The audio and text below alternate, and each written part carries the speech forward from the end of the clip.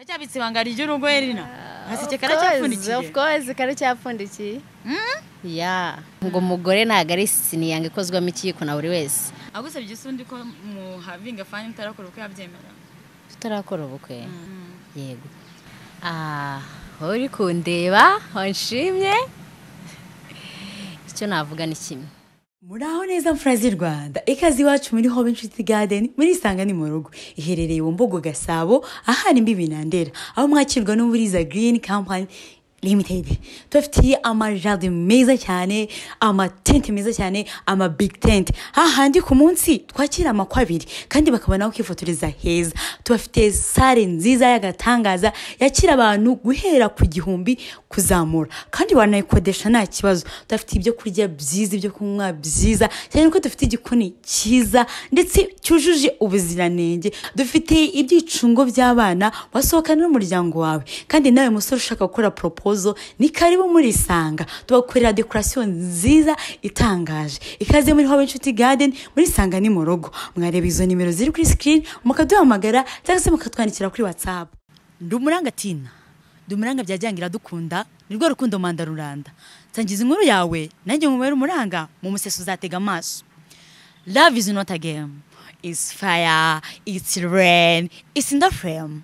In love, in loss, and in between together with me, Tina. You are winner! Waburi single? Ntibujyanzwa n'irari. Nturebe iyi video. Amahita mu meza, umuryango mwiza. Niba yigisha kurwa mbere ngende neza, umuranga Tina ndahari. Uyu munsi rero ngiye kuranga umunyarwandakazi. Ariko uyu mukobwa yagenze ahantu hagiye hatandukanye, akora ibintu bigiye bitandukanye nyuma ubuzima buranga, nyuma yuko ubuzima bwanze, ariko ubu ngubu ari gukora cyane kugira ngo noneho hazaza azabone ibintu birenze. Ubuzima bwarangiye buragaruka, ariko uko kera bwari bumeze ntago ariko ubu ngubu buri. Uyu mukobwa isugira amatsiko yo kumumenya. Reka mwakire cameraman munyerekezeho kamera. Muraho neza? Muraho neza. Mumeze neza? Tumeze neza cyane. Mwatangira mutwibira kugira ngo dukurikirane ku Muranga Family TV babashe kubamenya. Anje nitwa Elina. Elina mu rugo ni hehe? Muri Gasabo. Muri Gasabo.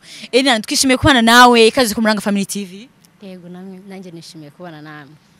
Munurese kweki wese mukoza ku Muranga Family TV nujya handi hantu ngo wagwerezaga passe nawe kundane no mujama we gent ufite amafaranga mu miliyoneri ukazana ku Muranga Family TV. Kandi tugeze kuganira urumva nabwo aza kuri kamera tutaganiriye ladies and gentlemen abaje twaganiriye batubwiye ko ubuzima burenze ugeze kunyuramo uza muzima musanzwe uko biri kose bwa buzima urimo burenze ari abasore mwahuye ko icyo utakomenyezanyije nawo basore ukaza ku Muranga Family. Murakoze Umuranga Family impamvu nifuje kuza. Buriya mu muco wa Kinyarwanda hahozeho ikintu cyo kuranga abantu bakamenyana bakabana baziranye bihagije. Yego. Nicyo kintu cyatumye numva nshaka kuhaza. Yego. Watangira utubwira umugabo w'inzozi zawe. Umugabo ariko mbere yo zanjye kutubwira ubundi uracyabitse ibanga ry'urugo Elina. Hasike karacyapfundikiye. Of course karacyapfundikiye. Ya. Kuvugishwa ni nibyo byiza usira ukunda ko gavugisha ukuri. Ya. Umugabo w'inzozi zawe sibwo agomba kuba meze. Abakobwa buri mukobwa ufite agaseke kagipfundikira cy'ibisibanga ry'urugo abayihagazeho ntago bameze nk'abandi. Umugabo w'inzozi zanjye jewe mba numva n'umusore wiyubaha ukunda abantu.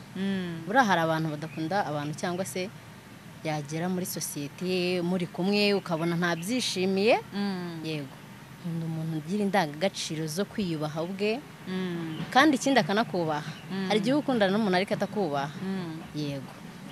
Ikindi umuntu utakubaha buriya bushatse nko kuvuga iki? Nibe bimenyetso bikugaragaza yuko umusore atakubashye. Mushobora kuba muri kumwe n'urugero. Ariko muri kumwe nk'ahantu ugasanga nta kwitayeho, ari kuri telefone, ari ku mbuga nkoranyambaga yibereye mu bindi ntaguha agaciro.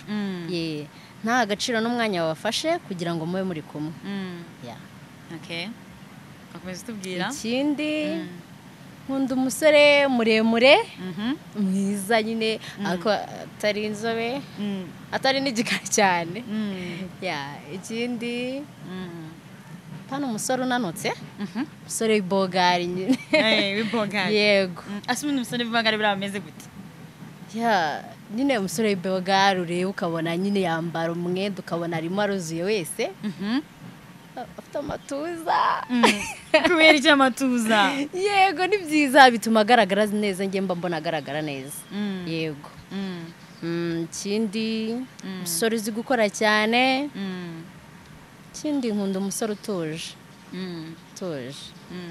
ubwo si ubwo ko mbona usa nkaho utuje ubwo nawe natuze ubwo ngubwo aha ibanga rimenywa na nyiraryo bivuze ngo ntabwo ari ngombwa ngo buri gihe ugaragaze nyine akantu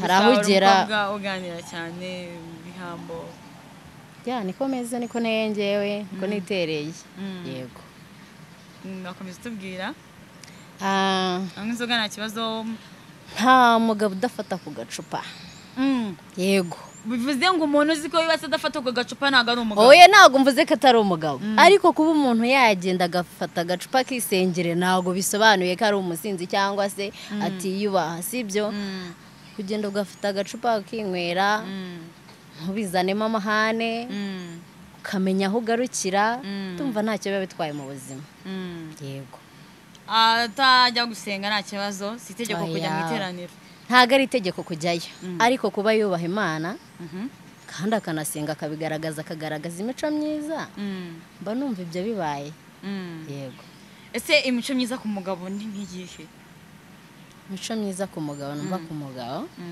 hari nk'ubwa nkunda umuntu wubaha abantu muri rusange sibyo ntagaragaze mbese agasuzuguro ko asuzuguye abantu abaciye amazi yego ikindi nkakunda n'umugabo ukunda gufasha umuntu ufasha nyine ujya ufasha of course ndafasha byiza imana igihugu imigisha imirimo yawe izibukwa mu ijuru imirimo yabera izibukwa oya nubwo itakiyubukwa ariko mba numva mbayeho ntuje mu isi yego yego ndumva ari ibyo byonyine adasevinga nta kibazo umugabo udasevinga abaho se nese ubwo za ndangagaciro ziwe zikubiyemo ibintu byinshi kankumaze ikibazo yego ugeze mu rugo umuntu aba akiri mufite amafaranga nawe urayafite n'umugabo arayafite ariko umugabo abaye mu bagore nakwitaho nakwiharinga nabweza ati nyine nta kintu n'ikintu na kimwe ese wabyitwaramo ute nk'umugore nk'umutima w'urugo mu gihe aba yibereye mu bandi icyo ni ikintu gishobora gukomeretsa umutima wanjye cyane cyane ariko kuko nimba ukunda umuntu ampurisi wahisemo ko aba umugabo wawe aba yihariye kuri wowe yego cyane umva abantu bavuga ngo weda Mr Kagame niwe wabiririmbye ngo umugore ntabwo ari isiniya ngo ikozwamo ikiyiko na buri wese ariko kuri njye n'umugabo wanjye ntabwo yaba ari isiniya urumva yego niyo mpamvu rero mba numva yaba yihariye kuri njye uko nabyitwaramo rero ni ukwicara nkamusaba umwanya ko tuganira nkamwereka ko ntabikunda kandi atari na byiza ku buzima bwe kubera yuko nubwo abajya mu bandi turabizi ko hari indwara ziba zandura kandi ntabwo wakizera ko igihe cyose yikingira icyo gihe urimo ubwirangije arakubwira ngo ntabwo mba numva umeze neza njye nawe ntamubwira nize ko base namubwira nimba ari ikibazo kwa muganga barabivura bavura byinshi nagenda nkamusaba tukajyana kwivuza nimba ari ikibazo kindiho tukivuza nyemereye yego agusabye isundi ko mu havinga fani mutarakora ubukwe yabyemera tutarakora ubukwe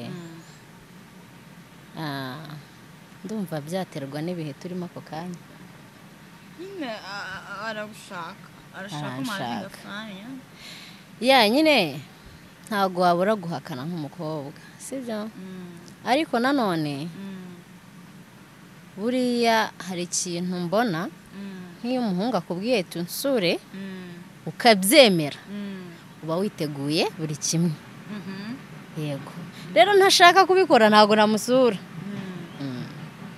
bivuze ngo nemeye kumusura nawe nemeye kubikora yego hanyuma se kuri wowe amahitamo meza ngo ndakuvuga ngo amahitamo meza urugo rwiza umuryango mwiza ubundi amahitamo meza yo kuri wowe wumva ari nk'iki amahitamo meza mba numva nyine ari cya kintu wahisemo umutima wawe wose ukirimo kagihitamo kandi ugikunze kandi icyo kintu nta muntu kibangamiye nta n'umuntu watsikamiye yamba numva icyo kintu ari amahitamo meza ampurisi kikubyarira inyungu kigufitiye inyungu yego we ni kubyumva hanyuma se ugeze mu rugo gasanga umugabo nawe bayize inshingano z'urugo mu buriri wabigenza gute ngiye nkunda kuganira namubaza impamvu nkamugana nkeneye umwanya wawe nkeneye kutuganira kanyemerera amubaza ati se kubera iki bigenda gutya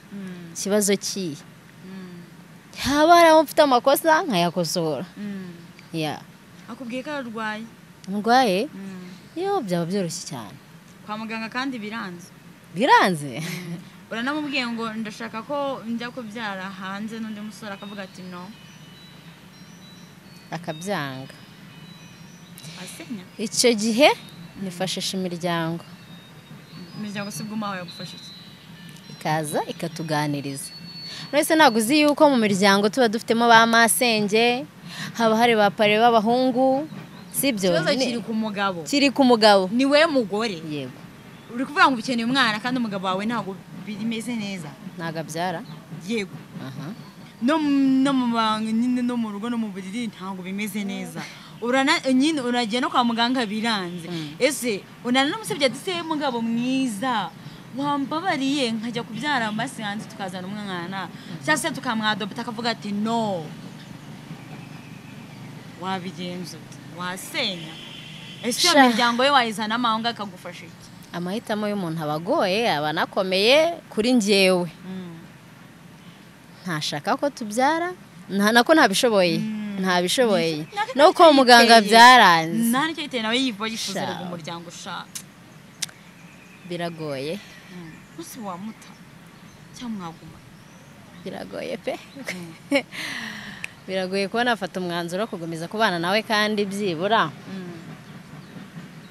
adashobora no kuvuga ati wenda igitekerezo cyawe ndacyubashye dushaka akana ariko nago nanone kuvuga ngo ngiye kubyara hanze byaba ari byo kuko hanze hari abana benshi badafite ababyeyi kandi bakiri bato icyo namusati byibura dushaka akana tugafate nk'akacu tukarere yarabyanze ibibazo ndi kubaza ubwo nyine yakipapa k'imama uzagenda mu rugo ugahuriramo nabyo umugabo uri kureba hano bavuga ati se mwana we ni inyipusi kandi nkozeho ntabwo ariyo ni wowe oh my god I'm sorry ibibazo ndi kubaza hano bibera mu nga abantu bahura nabyo sibyo mbangira ngo nyine hari umugabo nyine uvuga ati uyu mugore bitewe n'ibitekerezo byiwe dushobora kubana ikintu kibazo tunahura nacyazajyanduringa nguri niyo mpamvu mbangira ngo mwitunde mu gusubiza njye okay kuri njyewe ntabwo nabishobora ntabwo nashobora kwihangana afite uburwayi bw'igihe kirekire yego oya pana bw'igihe kirekire buhoraho arwaye kanseri afite wenda ikibazo agendera mu mbago nyine ntabwo ibintu afite indwara igihe mbese kirekire ese wabyitwaramo gute mwabana nta kibazo sha uwo ngo namwihanganira kubera ko ntabwo yaba ari we wabyiteye oya ubu ngubu ni umusore udukurikiranye wagushimye ntabwo muri abana akarwaye kanseri nta kibazo azaze amarembo arafunguye kwa Elina ntabwo afunguye okay afite ubwandu bwa sida ariko yakwishimiye nta kibazo kubera yuko ushobora kubana n'umuntu kandi ayirwaye sibyo kandi mukamarana igihe kirekire atakwanduje umutima wawe wamwishimiye wamukunze rero ahubwo wamubera imfura ukajya umufasha gufata imiti neza sibyo ariko ntabwo wamutererana yego baguhaye 100,000 ni akazi ka leta gahoraho yego uzagakora ubuzima bwawe mbese bwose ariko tubivuga baguhereza n'300,000 okay ubisubane ikindi kiraka ku ruhande c'300,000 uzakora umwaka umwe ese wakomeza ku kazi k'100,000 cyangwa se ahubwo wahita ugenda ugakora ako kazi k'300 ku mwaka umwe bese wabikora ute? naguma mu kazi kanjye ka mpembe ijana. Kubera iki? Kubera yuko nimba ari akazi gahoraho sibyo gahoranyeho nyine ntabwo nzavuga ngo akazi kahagaze, ariko ibyo 300 ku mwaka ari ikiraka. Ese mbwirwa n'iki kindi nzamara ndi umushomeri? Ese kuri ibyo 100 uba mva saving amafaranga angana? Kuri njyewe ndumva na saving 20. Kuri ibyo 300 se ho wumva saving angana? Bya buri mwaka bya buri kwezi 100 wavuze ko saving 20. Kuri ibyo 300 noneho ha saving angana bije ku kwezi? Na saving nka 50. Jesus, agariyo singani mu 300 ni wa saving. Andi 250 sawa. Okay, reka nkubwire. Okay, nacyoze no kubyumva. Yego. Noneho kangwereza igitekerezo kuri aho hantu. Urumva ibyo 100 wa saving 20 ango saving 50. Urumva mu mwaka ayo mafaranga ndakubye 50 wa savings ushaka kuyafata ukayakoreshamo business. Turemeranya cyane ntabwo twemeranya. Nibyo. Bivuze ngo wakemera gufata 300 ukumva ko save ari nyinshi ara kwikorera kandi bakikorera bikakubyarira inyungu niyo wahomba bitewe n'amafaranga savings ukongera ugasubizamo cyangwa se wakumakora akazi k'100. Okay, oya wambwiye yuko 300 ari ikiraka kizamara umwaka. Okay, wambwiye ko kizamara umwaka. Sorry ntabwo numvishe neza, nagize ngo urikumbwira ngo ni ikiraka cyo ku mwaka nyine bakaguha 300. Suko namara umwaka wose ari gukora akagira umva logique yawe. Ubwo nyine nanjye nari numvishe ukuntu harimo akantu ntabwo yaratinze noneho ngo menye nimba nagusobanurira. Yego. Ariko nyine ari ikiraka kizamara umwaka nakijyamo. Nguruka. Ni icyo kintu uba wumva mu rugo udashobora kwihanganira cyangwa se no mu bubona ureba ukabona ni wakihanganira? Mu rugo ikintu ushobora kwihanganira, umugabo utaha amajoro yasinze. Ugisengera umugabo? Ndamusengera. Njye nsenga ngo Imana izampa umugabo mwiza w'umunyamahoro. Uyu munsi rero aka kanya itariki nk'iyi hano kuri Ranga Family TV Elina yaje tugiye gusengera umugabo kandi mu kwizera. Urizeye? Of course mfise kwizera. Wizeye Imana? Tugiye gusenga rero tubwiye ko ujye umusengera. Ugiye kumusengera aka kanya mu izina rya Samanuke aze ejo nzakire telefone y'umuntu nindangiza nanjye numve ni sawa ni byiza mbakuze ubundi mushimana ubundi dushyingire. Ngiye kumusengera. Dero ubukwe bwacu buzabera muri Hobe Nshuti Garden. Hari garden nziza cyane. Ubukwe bwacu buzabuzana muri Hobe Nshuti Garden iherereye hano Ndera ruguru yo mu Gasima. Ubundi ubukwe tubutahe tumusengera mu izina rya Yesu. Twagiye. Mana nziza, Mana yahoze kandi izahoraho, kanyundi imbere yawe, mbabare ibicumuro n'ibyaha byanjye, kanyangeze imbere yawe mfite icyifuzo, uzampa umugabo mwiza, umugabo ukubaha, umugabo ubaha ikiremwa muntu. Nyagasani rero nizeye ko ibyo byumvishe kandi ubikoze mu izina rya Yesu.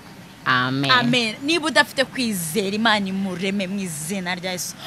Ukundi kwezi nk'uku nguku. Ukwe umwaka. Undi mwaka nk'uyu tuzabe turi muri Hobe Nshuti Garden twatashye buno. Neza. Urizeye? Of course. Bitewe n'ukuntu usenze. Numva inshuti izeye. Ariko nge nakwizeye. Nk'umuranga nakwizeye. Ukuri ndizeye pe? Urizeye? Ntabwo uri kubibona. Urizeye? Yego. Amen. Amena. Imana ibihumugisha. Amena.